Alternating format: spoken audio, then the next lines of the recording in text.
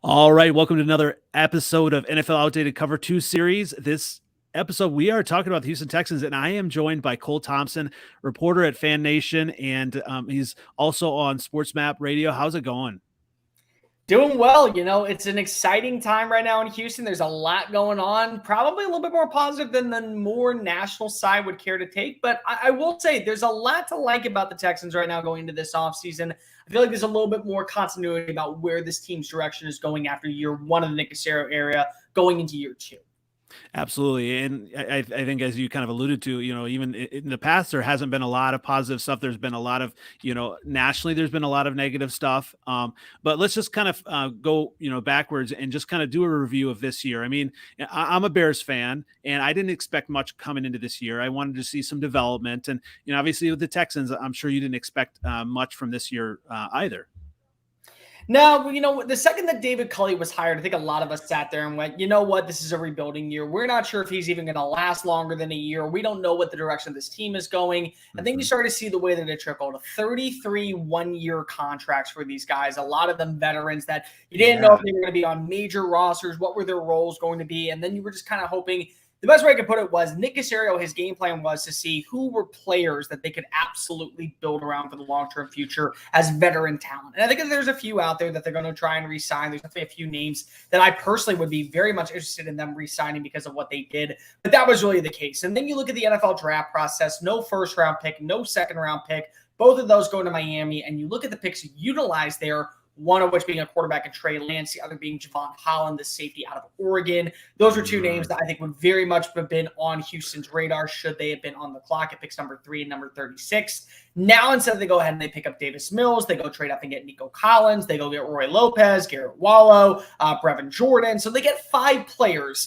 But those 5 players absolutely did their job this year in a lot of different ways, to where I feel like going into next year, you have 4 qualified starters and 1 really solid special team backup. Afterwards, of course, you kind of can look at the numbers. I mean, the offensive line was inconsistent at best, large part due to injury, large part due to not really knowing what you're going to do with certain players on the line. You look at the run game. You signed 4 different running backs. Only one got over 300 rushing yards on the season, and it took the last 2 games for him to actually surpass Mark Ingram, who was traded at the deadline, to actually take over as that number 1 running back with Rex Burkhead. The wide receiver play was inconsistent, but you saw enough to feel a little bit more confident in Nico Collins going into year 2. Once again, Brandon Cooks gets another 1,000 yards, his 5th in the last 7 years since entering the NFL. An absolute monumental day for him. 6 out of the last 8, my bad. But then, of course, the defense, it did improve. I mean, everyone wants to look at just the big numbers, total numbers, pass defense, run defense, points allowed. This was a team that a year ago had 3 interceptions, 3 grand total underneath Anthony Richardson. And with Lovie Smith coming in, 17 interceptions, 8 forced fumbles for a grand total of 25 takeaways. That was the 10th most in the NFL. One of the big marquees for this defense, moving to a zone-based cover 2, cover 4, really good base kind of spread, more so of that style, a lot of less blitzing. They did have a couple of good players. Jonathan Gennard really stepped up. I thought Cameron Grugier-Hill did a really nice job playing as the lead linebacker in the middle, especially when he took over full-time for the likes of Zach Cunningham. I thought Desmond King held his own when he moved out to the outside. They found a really good nickel defender in Tavierre Thomas that signed on to a 2-year deal, so he'll be back next season. And then there's a few things that you can also just look at as a whole. I think that they found a really good return man in Tremont Smith. He actually, if you would have taken him in week 8 on when he moved into the full-time return role in place of I'm blanking on who it was at the very beginning of the year. Really good return man from Buffalo, Andre Roberts. When Andre Roberts, when they cut Andre Roberts, if you would have taken Tremont Smith's numbers from week 8 on, he was actually the 2nd best return man in the NFL. So there's a lot to like about that. But ultimately, there was a couple of concerns. One of the biggest ones, of course, being David Culley being way too loyal to his staff. They wanted to fire the likes of Tim Kelly. He was on board with firing Tim Kelly. Ultimately, both of them got the pink slip, and now it leads to a new era. Long coaching search, only to find out that the 63-year-old defensive coordinator, who was probably the best person you should have hired probably in 2021, is not going to be your head coach in 2022.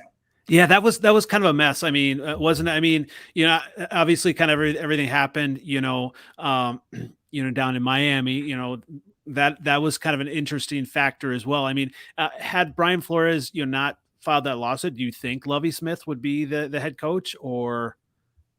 No, I Yeah, don't. I know. Yeah. Unfortunately, and I've spoken to multiple people about this. There was a deal in place for another coach, and unfortunately, when the NFL when this lawsuit kind of came up, they had to go pivot to a different direction. And Brian Flores brings up a lot of good points. I mean, unfortunately, whether or not you like Josh McCown or you like the name or what he's done at the NFL level, especially as a quarterback. And there's been a few people in Houston media talking about how, well, when you're basically the backup quarterback, you kind of are the quarterback's coach. Politely disagree on that one. The best way I can look at it is Byron Leftwich was an all-great backup quarterback in the NFL for years and years and years and years and years. And then when he wanted to get into coaching, he called Bruce Arians. One of the biggest highlights of my entire career was I was able to help work on the Bruce Arians book, The Quarterback Whisperer, and a season with Lars Anderson. Yeah. And in our research, one of the biggest things that we found out was he believed very early on that Byron Leftwich was going to be an absolute home run of a hire one day and make an excellent head coach.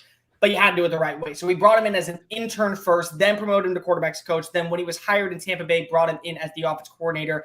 And this is a black candidate who is more than qualified to take over as a head coach when Josh McCown, as much as he has respect and as much as people think that he is going to be great, and I do believe that one day he will be leading a team to the postseason as a head coach, 17 years of playing experience is absolutely nothing compared to 18 years of coaching experience. It's nothing compared to 3 years of coaching experience. There's a whole different level of dealing with front offices and dealing with the business side of things and going into aspects when you're actually coaching a full group of players and you're kind of going in through roster cutdowns and having a say in all those things. So when the report came out about Brian Flores suing the NFL, and it wasn't suing the NFL, I think more so, it was suing the 3 NFL teams, the New York Giants, the Denver Broncos, and the Miami Dolphins for the hiring and firing practices of minority candidates.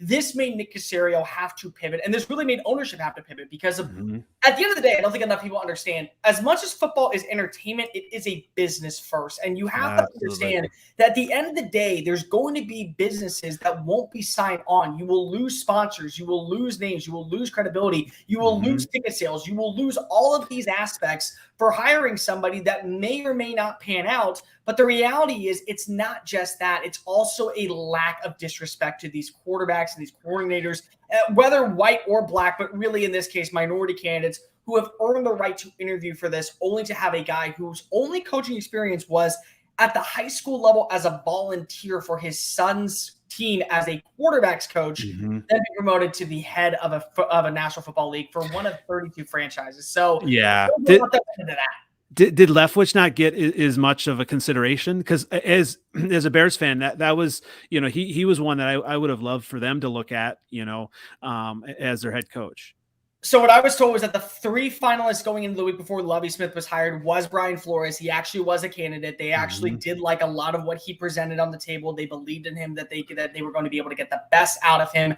Jonathan Gannon, the defensive coordinator for the Philadelphia Eagles, was very high on their radar. Really had a great interview with the Minnesota Vikings and the Denver Broncos. They just want to go in a more offensive personnel perspective over defensive personnel. And then Josh McCown. And of course, for Josh McCown's reasons, one of the biggest ones is Davis Mills and getting the most out of Davis Mills as kind of a quarterback, trying to elevate him to that next level was always the biggest plan. Yeah, and so now we have you have Lovie Smith, and I liked what he did in Chicago. Obviously, it didn't quite end well. I mean, he does have some deficiencies, but do you think he can maybe bring this team together from everything that's happened? I think to an extent. The biggest thing that I like about him is there's a maturity aspect to it. There's a big maturity aspect. And the reality is that when you look at the Chicago Bears since Lovie Smith was fired after the 10-6 season, they've only had one coach leave above 500, and that was the guy who just fired, Matt Nagy. So there's a lot of work that has to be said about what's going on in Hallis Hall. And when you look at especially what Lovie Smith was presented during his time in Tampa Bay, it wasn't the best roster. That's why they got the number 1 overall pick. By the season's end, they kind of knew that they were going to be the number 1 team. So let's just go ahead and get a quarterback. They liked what they saw from Dirk Cutter, and they thought that he was going to be an upgrade to work with, of course, the quarterback and Jameis Winston. So he kind of got a short end of the stick despite going 6-10 in year 2. Then he goes to college, and the college thing to me was always a weird one. I've watched Lovie for a very long time. He's never seemed like a college coach. He's always seemed like somebody who wants to be involved in the NFL. And one of the big takeaways you could hear in his voice during the introductory press conference was he was very content coaching one side of the football. But when an opportunity presented itself, especially a guy who is a native of Texas, he grew up in Big Sandy, which is right outside of Dallas area. For him to be able to have an opportunity to coach in his home state, that was a big deal for him, and to become the first African-American candidate to coach 3 different NFL franchises. So I think there's a little bit more maturity there. I think that you understand what the biggest thing is, what David Culley did have, which was coordinator position, coordinator aspect. And I do think that the biggest also takeaway is players across the league respect Lovie Smith. If you go check the Houston Texans Instagram page, you go check Twitter, a lot of players were giving a round of support for Lovie being hired as the next head coach of the Houston Texans, which is going to be really big when it comes to free agency, to getting these defensive players who were on one-year deals to want to resign. It's going to be really big to go ahead and get these players who you think that could be really good for your scheme fit to come into Houston and learn from a veteran like Lovie Smith. Those are all things that I think David Culley didn't have that Lovie Smith does provide. And at the end of the day, this was a team that probably overexceeded expectations a little bit. 4 wins was a lot for David Culley. And you also look at 2 of those wins, they were against teams that finished above 500 in Tennessee and Los Angeles. If they can get a good coach in there, and they have a really good offensive mind who's already understanding the offense with Pep Hamilton staying on staff, and Lovie's going to be continuing calling the plays. They may bring in another name as the de facto defensive coordinator, but Lovie will actually be the defensive coordinator per se. This could probably be about a 6-win team, maybe at most a 7-win team with the right pieces next year. And then in year 2, the hopeful plan is to get to that 9-10 win regime, especially if Davis Mills continues to improve. Yeah, absolutely. And I actually did have a chance to interview actually he's a current CFL offensive lineman and who had played under Lovie with the Bears, and he had all good things to say about him, just about, things that he did in the locker room. So that you're right. The college thing was always weird, and especially at Illinois, that's a tough, really place to really build a football program. They don't, it's been a while since they've had any type of really, success. So Lovie he does seem to be an NFL coach, and I wish nothing but the best of him. I mean, when you look at it, he does have, something, hopefully a possible franchise quarterback, there. Do you think Davis Mills can maybe develop into that, or what are you seeing? The one thing that you can take away from Davis Mills is he was very efficient inside the red zone. He actually finished as the #1 quarterback towards the season's end in red zone efficiency of all passers. So those are things that you just are, innately knowing, and you're watching him develop from week 2 to week 14 when he takes back over as the starter full time. I think the other thing that I really like about him is that he has a good projection. The biggest thing about him is he knows how to play from behind. He also knows how to play more consistent, knows the checkdowns on 3rd down, goes through his progressions really well. David Shaw actually said when he was drafted 67th overall, if he were to come back for another season, learn underneath Stanford, and maybe pick up a few more pieces, he would go into 2022 as the #1 quarterback. And when you look at this quarterback class, from an efficiency standpoint, I absolutely agree with that. He is probably the best quarterback in this year's class. He would have been the best quarterback in this year's class. From an arm strength standpoint, definitely not, but there's a lot of things that you can teach with arm strength, that he has enough zip on the ball that can hit a receiver in stride. You've watched it a few times throughout the year. I think that the biggest thing is that they have to upgrade around him. They have to be able to stabilize a run game. They have to be able to get a good offensive line in front of him. They have to be able to add a secondary wide receiver. And if this is a team that's going to run a 12-man personnel, they have to be able to add a really good inline blocking tight end. Brevin Jordan is a really nice complementary piece, but he plays more of your Y technique that's in the flex position,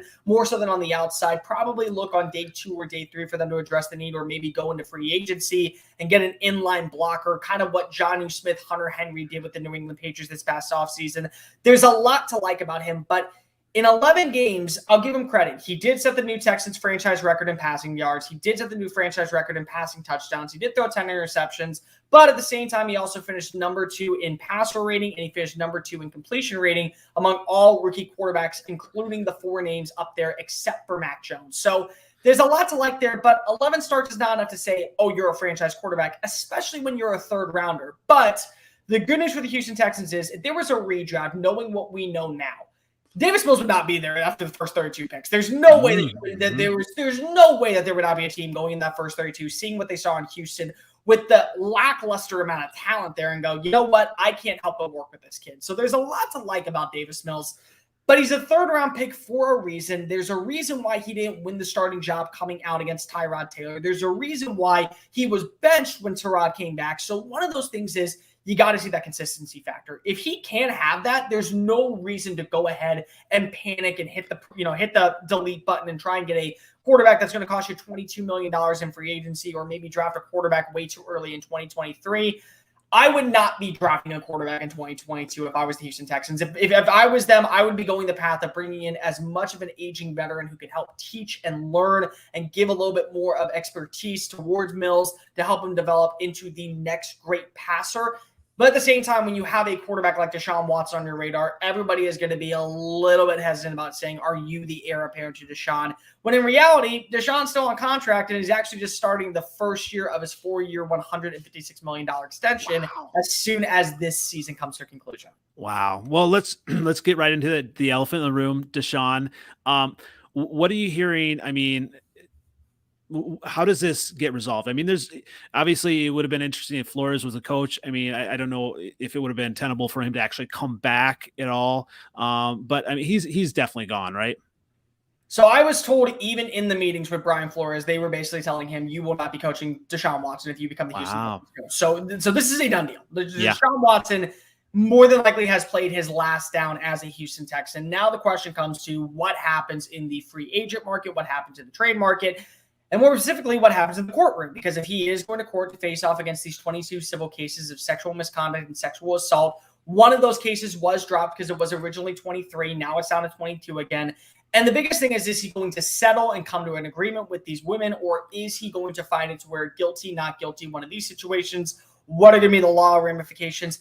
But the longer that this folds out, the easier it is for teams to be hesitant of trading for Deshaun Watson, because not only will you not know if he's going to be able to play week one because of his his things away from the football field, but at any given moment, the NFL can slap him with a suspension or put him on the commissioner's exempt list, because of the reason why he wasn't put on the commissioner's exempt list was the Texans basically said, we're not going to play him. He's not going to play. We don't need to worry about putting him on the exempt list. If a team is trading away multiple draft rounds and multiple draft capital over the next 2, 3, 4, 5, 6 years, whatever it is, to go get an all-pro level quarterback in today's society, the NFL is going to say, oh, well, you're going to play him. Well, he's still doing court cases. No, he's on the exempt list right now. So then you're losing on that aspect. And even when he comes back, what happens then? Does he get to be in the running, and does he not have any suspensions? Because the NFL will easily stop a suspension. Keep in mind that Ezekiel Elliott in 2017 had one case against him for sexual misconduct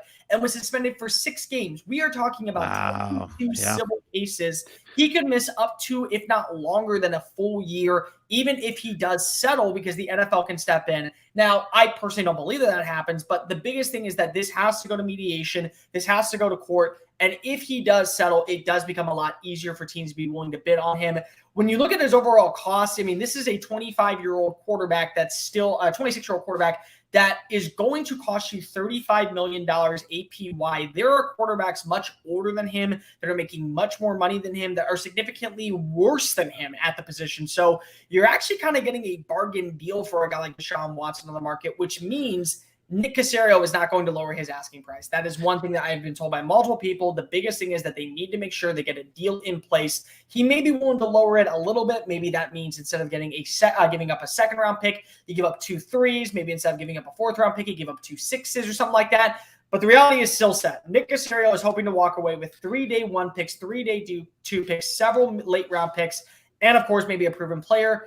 And in reality, when you look at the AFC as a whole, especially when you look at the AFC more than any other conference, with Joe Burrow and Justin Herbert and Patrick Mahomes and Lamar Jackson, and we're not even talking about what Doug Peterson maybe can do with Trevor Lawrence, and if Zach Wilson can actually thrive, and Tua Tagovailoa now working with Mike McDaniel, and you talk about Mac Jones in this offense, there's an opportunity for the AFC to be loaded at the quarterback position, to where if you send him to the NFC, it is going to cost you a high amount, because he is immediately going to shoot up to the top of the charts.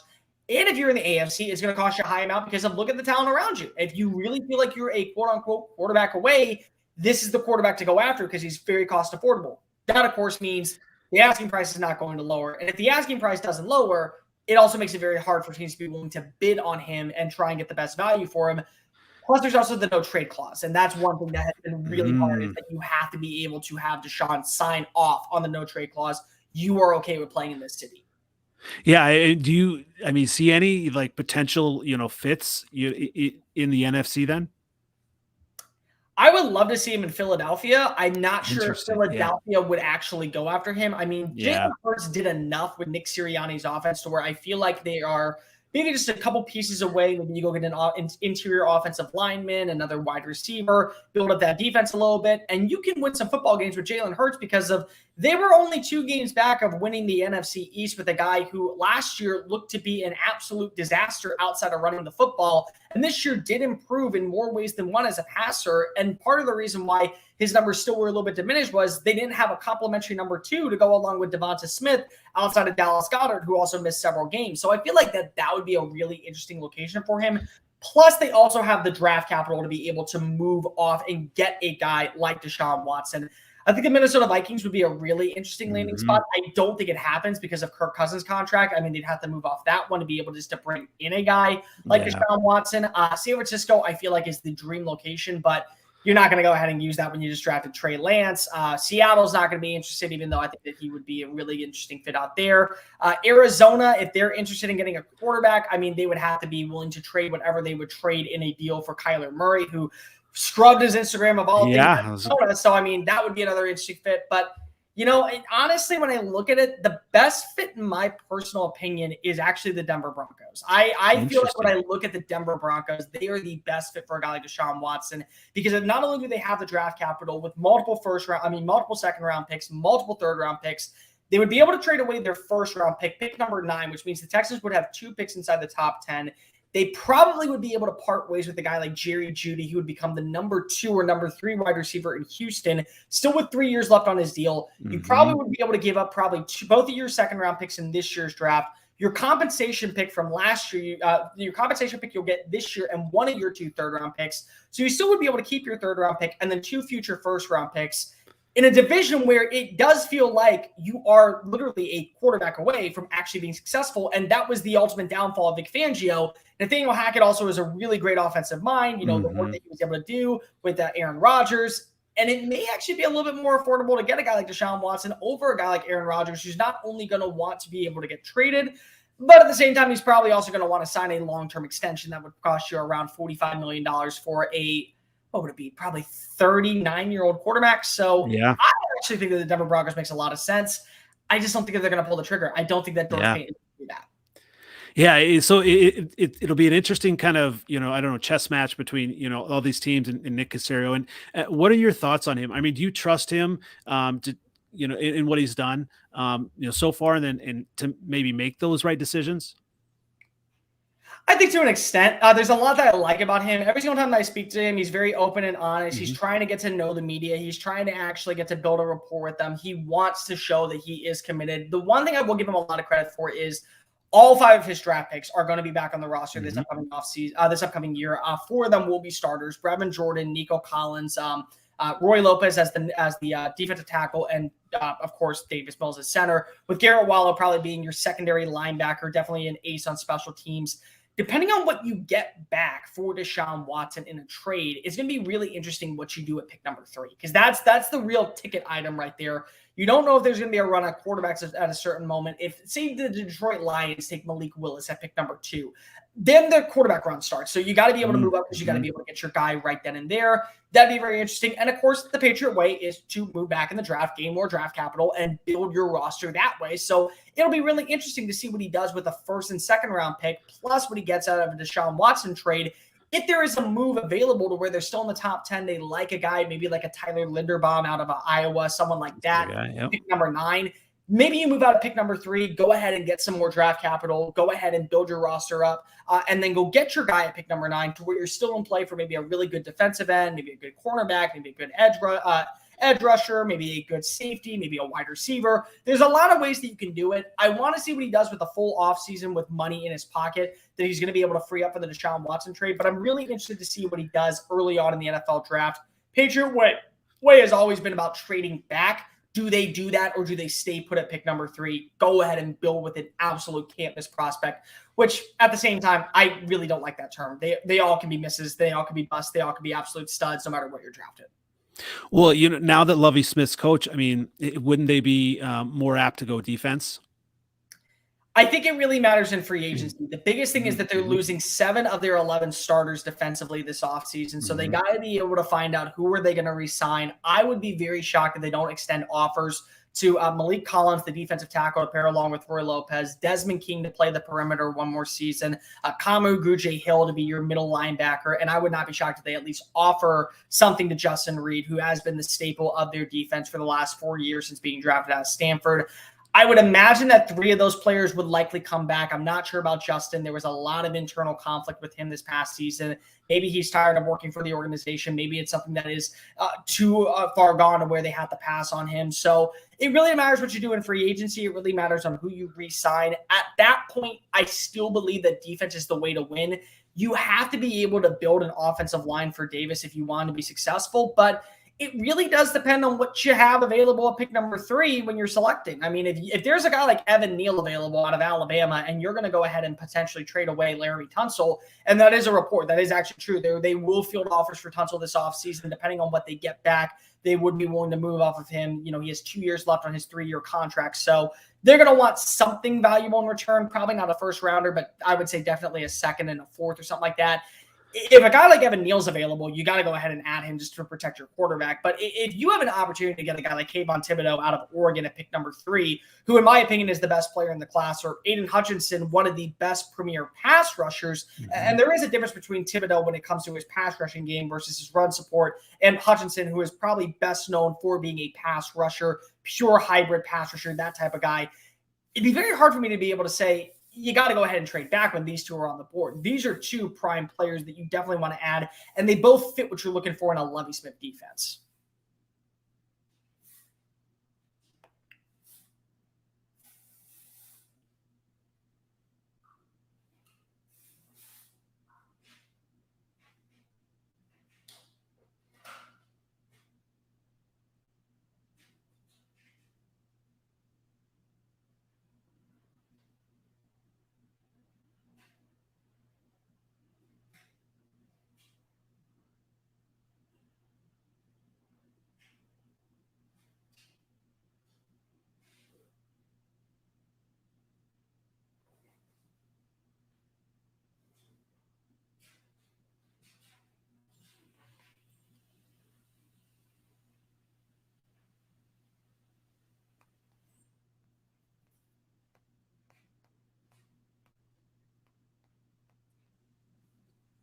Oh, sorry. Yeah, my internet went down.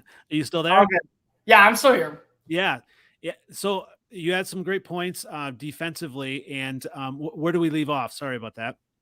I was saying it depends on who you have available at pick number 3. I think if you have a guy like Kayvon Thibodeau out of Oregon or Aiden Hutchinson out of Michigan, those are guys that are very hard to pass on because they both fit a Lovie Smith type mold defense. They both are really good pass rushers. I think Thibodeau is actually a lot better in run support than he would against being a pass rusher. I think that when you look at Hutchinson, he's actually a lot better as a pass rusher. Maybe you want to go get that run stopper instead. There is a lot, though, when it comes to those 2. If those 2 are off the board, it really does matter at scheme fit. Are you moving back? What are you doing at the position? Those are things I look at when I'm trying to go ahead and build a big board and when I'm trying to look at what the Texans' biggest need is. It would make a lot of sense, but at the same time, if both of those players are off the board and you trade away your left tackle, you have to be able to add in a left tackle. So Evan Neal would make a lot of sense there, or you can always trade back, maybe get a guy like Akeem Akwamu, Charles Cross, Trevor Penning, and a few other extra picks to go along with it. Absolutely. At what point does this team go running back? Because Rex Burkhead, he had a good end of the season, but he's not the guy, is he? No. I would be very shocked if they do not use 1, if not 2 draft picks on running backs. I would not be shocked if they sign a veteran running back this offseason. There's a few names out there that you could always be interested in. It really does come down to asking price. It also comes down to how much do you value the position. I look at them to probably target if they get an extra day 2 pick somewhere in the 2nd and 3rd round. Kenneth Walker out of Michigan State, Isaiah Spiller out of Texas A&M, Breece Hall out of Iowa State, If they want to go wait until round 3 or round 4, Jerome Ford from Cincinnati would make a lot of sense. Really good burly back. I really would love to see them add Tyler Beatty from Missouri on day 3. I think that what he brings to the table as a mix of a blend of a rush as a runner and as a pass catcher is exactly like that James White type role that you saw in New England for years and years and years. I wouldn't be shocked if they brought James White in, because if he has ties with Nick Caserio, he's a free agent this offseason. They're going to add some pieces. You saw it last season when they added in Phillip Lindsay, they added in Rex Burkhead, and they added in Mark Ingram. They're going to do it again, and hopefully this year with better support in the trenches, they're going to be able to have a more stabilizing roster. Rex Burkhead is going to be back, but I do expect him to still be the same role he was. Veteran, coming in on short yardage situations, really good on special teams, more so a vocal presence on the roster, not your lead running back. And who is the offensive coordinator now for the Texans? Texans? It is Pep Hamilton. Okay, yes. And what type of offense does he run? And what type of back? I mean, would more the burly back kind of fit in, or kind of more the James White type back?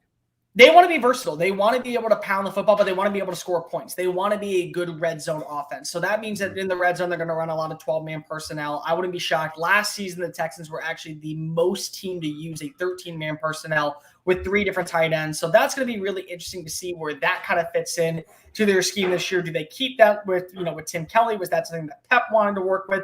They'll run a couple of three receiver sets. Maybe they'll run a couple of 4 receivers with this flanked out tight end, something along the lines of that. They're going to try to pass the ball, but they need to be able to run it. One thing that Lovie Smith was very adamant about was it's not about running the football. It's about running the football when you have to. When you have to take away that passing element, you have to be able to trust that other side of the game. You have to be able to have stability in the run game. That's something that I think that he really wants. That's something that he tried to have in Chicago for years. I think that that's exactly what you're going to try to see be replicated in this offense with the likes of Pep Hamilton. Still a passing team, but definitely put a point of emphasis on running the football. Yeah, I mean, when you look at his Chicago teams, I mean, they were really built on defense, and the defense was, carried them and was able to keep them in games. Like, at what point would this, Texans defense be able to kind of, you can't match that defense, but at least keep them in games where, Davis Mills won't have to, be asked to win a shootout. It's going to be a year or two. I mean, it won't be this year. Even if they go get a couple of the players back, Malik Collins, Desmond King, Justin Reed, Kamaguchi Hill, there's still a few pieces away. This was a defense that finished 23rd in pass defense. They were 31st against the run. They were 31st overall. They were 28th in scoring defense. So the takeaways is a really nice touch, but there's still a few pieces away. They need a true number 1 cornerback. I think they need to get a good free safety, somebody who can play in that cover 1 style, who can definitely roam the field a little bit more, play in a little bit more space kind of type style. They need to be able to address the outside linebacker position, 1 player who can rush, 1 player who's really good against the run, maybe somebody who can play in that dime package formation when it comes to running, when it comes to coverage sets. There are a few pieces away, and it's not just going to be 1 draft, and it's not just going to be 1 free agency. They're going to be a few spots away. Even if they have a really stable offense with Davis Mills, they're still going to have some games where the defense blows it to where Mills is going to have to come back and try and force the ball downfield. There's going to be some games where he's going to have to bail out the defense. I mean, that's what happens when you go into a rebuild. There's a lot of good in certain parts. I mean, the Detroit Lions probably are the best example. Hard fighting team. You saw the way that the players respected Dan Campbell, respected Aaron Glenn, respected the offense as a whole. They're going to bring up, they elevated their tight ends coach to new offensive coordinator. That's how much they thought of him. And that was an internal decision made by players as well.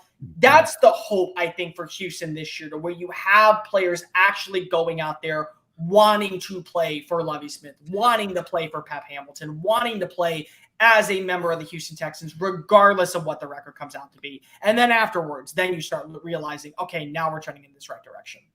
Yeah, because, I don't know if you kind of expected this. I mean, you've been there, for probably the whole, for a while. I mean, you saw, at the height, probably with Deshaun Watson, and I don't know if anybody could have expected this, but, what type of hole did Bill O'Brien really leave? And I mean, do you trust the ownership, to kind of change this into a winning culture where people want to be there and people, know that you're actually building something positive? I think ownership and Nick Caserio are kind of learning hand in hand right now that there is a level of us backing off and not playing all control, because of the second that they said that Lovie Smith was able to start building his staff, he went to work. He got a lot of veteran coaches in there. The other thing that he was really passionate about was saying, I would like to give as many African-American candidates, jobs as possible. And he did by hiring 2 new offensive line coach, both of whom are black candidates. They also are looking at bringing in another name, down the line. He's keeping a lot of the candidates that were on staff last year, trying to build a really stable roster. These are coaches that Lovie has worked with. These are coaches that Pep has worked with in the past. These are people that are very well respected inside the building, who are being told, you know what, we want to work with you too. We want to build a chemistry with you too. We want to see this team have this type of success. So I think when you kind of take that away, that really does help. That really does stabilize the roster as a whole. That really does make it an enticing place to play. Trusting ownership is tough right now. I completely understand. I personally will not comment on that, only because of I don't know, who could be watching, who could be saying anything. I don't want to, do any of that stuff. But what I will say is, you do realize that there is a level of trust that I think every team has to have in ownership, and whether or not you understand. Right now, in the short term, it's all about the big picture. Maybe the McNair family sees a giant picture with Jack Easterby, with Nick Caserio's grand scheme plan. And hopefully it does come into fruition within the next 3 to 5 years. Because if not, it's very hard to see a team make one GM making a head coaching hire. Nick Caserio's on a second. It's going to be very hard to sell to the fans why he gets a third. Yeah, I mean, that's what happened in Chicago. Ryan Pace, obviously, didn't, make the right moves, and it was time for him to go. And well, long term, I have a couple of reactions that I'd like you to react to. So number one, long term, Davis Mills will lead the Texans to the Super Bowl. What do you think? It's an overreaction because you got to make sure that you have a roster. I think that people always try to understand that the quarterback position, while it is important, you have to realize that the teams are spending money. One thing I think a lot of people are kind of going into right now is like the Joe Burrow factor and the Joe Burrow effect. Oh, he's a great quarterback. Oh, he has some weapons, but his offensive line is crap. He's coming off a torn ACL, and now he's leading his team in the second year of the Super Bowl. The Brown family was known for being very frugal with their money. They let free agents walk. They allowed players who were absolute studs to leave them and not offer them even a long-term deal. And in recent years, they went out and they started spending money. They really started to build this roster up. And even though that they did, maybe not address the offensive line, they really did address the defense. And in my opinion, the defense was the reason they're playing in the Super Bowl right now, especially that defensive line. Extending Sam Hubbard, bringing in DJ Reader, bringing in a guy like Trey Hendrickson, getting these guys on long-term deals to help stabilize the roster, and then going into the secondary, getting a guy like Mike Hilton to leave Pittsburgh to go across to your AFC North rival, getting a Chidobe Awuzie, getting Von Bell, trying to get a deal done to keep Jesse Bates. Those are ways you win football games, to where the offense can be depleted at times, but there's enough there defensively to bail you out from time to time. That's why Joe Burrow, and that's why the Cincinnati Bengals are in the Super Bowl. The Texans aren't there yet. So even if Davis Mills has a great resurgence in the next 2 to 3 years, you still have to be able to build both sides of the football for you to get there. So it's an overreaction right now. Absolutely, yeah. All right, overreaction number 2. Deshaun Watson will lead another team to the Super Bowl.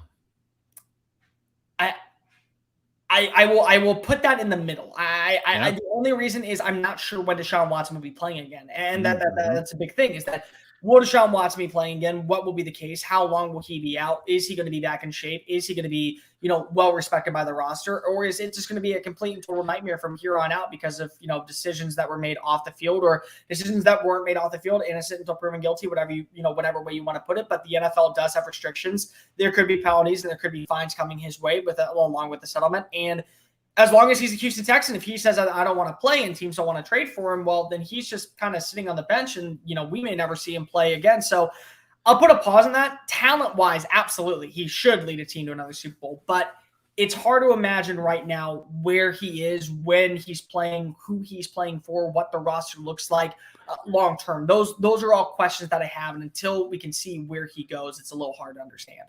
Yeah, really the only comp for him, might be Michael Vick, and I'd have to look at, like, age-wise, how long he took off. He came back. Michael Vick was out for 3 years, I think, I believe, yeah. And then he came back, and he was able to get his team to the playoffs, but he wasn't the same quarterback. Right.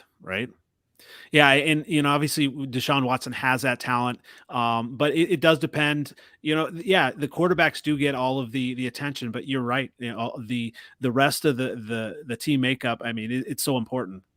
Absolutely. That is something I think a lot of people are just trying to find out. we need the quarterback. Yes, but you can only be as good as your weakest link at times. And if that's your offensive line, if that's your linebacker core, if that's your secondary, you're going to watch plays give up. I mean, Josh Allen walks off a football field with 13 seconds left, thinking that he has a win, and he's now sitting at home while the Bengals are playing for a Super Bowl because of his defense decided to play in his zone coverage and allow Patrick Mahomes to get 2 more shots. Yeah. Well, I do have an NFC North pod, so I wanted to get your thoughts, quick thoughts on Aaron Rodgers. We had our weekly pod last night, and I had a take that, maybe Aaron Rodgers isn't that good. I mean, really, when you look at it, he only beat Caleb Haney to get to Super Bowl. And I wonder, does he even have that clutch gene? I mean, you look at some of these quarterbacks, that do seem to have that. Does he have that playoff clutch gene from what you see? I think that he has something. I don't know if clutch is the word. I think maybe it's grit. I think maybe it's passion. I think maybe it's a little bit of a disdain towards other teams that he has. I absolutely think that he will play in one more Super Bowl before he hangs it up, whether that be with the Green Bay Packers, the Denver Broncos, the Tampa Bay Buccaneers, whoever that may be. I do believe he will play in one more Super Bowl. I just don't see it ending this way. And you know what? Maybe he will never be the greatest playoff quarterback that we've ever seen in the history of the sport, but you have to look at the regular season numbers. You have to look at his all-time record. You have to be able to look at all the things that he's been able to do, especially with limitations in Green Bay at times, especially when he hasn't had the greatest supporting cast, especially in the last 2 years. And the way that him and Matt LaFleur have worked together, I mean, I think that there's a lot of teams that would kill to be 39-10 in 3 years of working together. So those are things that you just have to kind of take into consideration. Again, maybe it's not clutch is the right word for it, but he has something to where I do see him getting back to one more Super Bowl. Yeah, absolutely. Well, this has been fantastic. I definitely appreciate your time. Where can everyone find you again? Go ahead and check me out at Mr. Cole Thompson on Twitter. You can read all my work at TexansDaily.com and check me out at si.com/FanNation. I do a lot of work for other websites as well. Awesome. Thanks again. Definitely going to be connecting with you throughout the offseason. It's going to be an interesting offseason for the Texans, isn't it? I really hope so. It's always fun when there's something positive or negative to write about. Absolutely. Thanks again.